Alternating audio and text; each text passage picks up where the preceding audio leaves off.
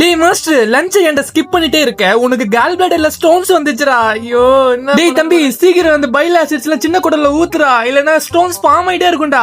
டேய், இந்த master wait கம்மி பண்றேன்னு சொல்லிட்டு ஹெல்தி ஃபேட்ஸ் எல்லாம் சாப்பிடவே மாட்டேன்றான்டா. அப்படி சாப்பிட்டா அந்த ஃபேட்டை டைஜஸ்ட் பண்றதுக்கு என்னால இந்த ஆசிட் அனுப்ப முடியும். அப்படி பண்ணாம இந்த கொலஸ்ட்ரால் எல்லாம் தேங்கி தேங்கி ஸ்டோனா மாறிடுதுடா. ஹலோ, யாராச்சும் இருக்கீங்களா? நான் இங்க மாட்டிக்கிட்டேன், எனக்கு பயமா இருக்கு. டேய் என்னடா ஆச்சு? மாஸ்டருக்கு வயிறு வலின்னு ஹாஸ்பிடல்ல சேர்த்திருக்காங்கடா. ஐயோ போச்சு, நான் அறுத்து எடுக்க போறாளே.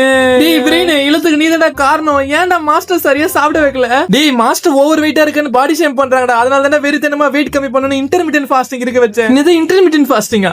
ஆமாடா, மாஸ்டர் மத்தியானம் நைட்டு சாப்பிடுவான், காலையில சாப்பிட மாட்டான். இல்லனா காலையில நைட்டு சாப்பிடுவான், மத்தியானம் சாப்பிட மாட்டானா. இந்த மாதிரி நிறைய இருக்கு. சரி, ஃபாஸ்டிங் இல்லாத டைம்ல என்னென்ன ஃபுட் சாப்பிட்டான்? அதுவா, ஹெல்த்தியா வெயிட் லாஸ் பண்ணனும் வெஜிடபிள்ஸ், ஃப்ரூட்ஸ், ஓட்ஸ் எல்லாம் சாப்பிட வச்சேன்டா. ஃபேட் எங்கடா? ஃபேட் எங்கயா பைத்தியம்? அந்த கொழுப்பு கம்மி பண்ண தானே இவனை ஃபாஸ்டிங்ல இருக்க வச்சேன். அப்படி பண்ணி தானே வெறித்தனமா வெயிட் லாஸ் பண்ணி இவனை ஒரே மாசத்துல 6.5 கிலோ மேல கம்மி பண்ண வச்சேன். அட பாவி, இப்படி மிஸ்டேக் பண்ணி தானே நம்ம எல்லாருக்கும் கால் பிளாடர்ல ஸ்டோன்ஸ் வருது. வெயிட் லாஸ் பண்ணும்போது ஃப்ரூட்ஸ் அண்ட் வெஜிடபிள்ஸ் சாப்பிடுறதெல்லாம் ஓகேடா, பட் ஹெல்தி ஃபேட்ஸ் சொல்ற கோகோனட், எக்ஸ், நட்ஸ்ல நம்ம ஆட் பண்ணிக்கணும்டா. அப்பதான் கால் பிளாடர்ல இருக்கிற அந்த ஆசிட் அந்த ஃபுட்டை டைஜஸ்ட் பண்றதுக்கு ரிலீஸ் ஆகும். இல்லனா அது அப்படியே தேங்கி தேங்கி ஸ்டோன்ஸா மாறிடும்டா. அதுவும் இல்லாம வெயிட் லாஸ் கிராஜுவலா கொஞ்சம் கொஞ்சம் தானே கம்மி பண்ணணும். கிராஷ் டயட் பண்ணி ஒரே அடியே கம்மி பண்ணலாம்.